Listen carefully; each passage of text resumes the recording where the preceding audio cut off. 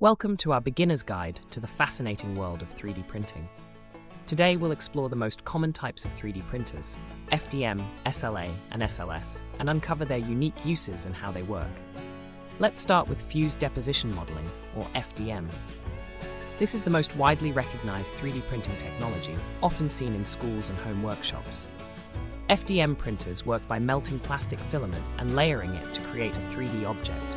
They're ideal for quick, cost-effective prototypes, but sometimes trade off surface quality for simplicity. If you're looking to dip your toes into 3D printing, FDM is a great place to start. Next, we have stereolithography, or SLA. This technology uses a laser to cure liquid resin into solid parts, layer by layer. Known for its high precision and smooth finishes, SLA is perfect for creating detailed prototypes and even end-use products. While it may come at a higher cost, the quality of the output makes it worthwhile for those needing intricate details and superior accuracy. Finally, let's discuss selective laser sintering, or SLS. This method employs a laser to fuse powdered material into strong, durable parts. What sets SLS apart is its ability to produce complex geometries without the need for support structures.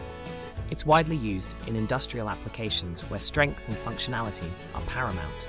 Each of these technologies offers distinct advantages: FDM for affordability and ease of use, SLA for unmatched detail and finish, and SLS for strength and complexity. Understanding these differences will empower you to choose the right technology for your needs. Thank you for joining us on this journey through 3D printing technologies. We hope you're now better equipped to explore the possibilities that 3D printing offers. Until next time, happy printing.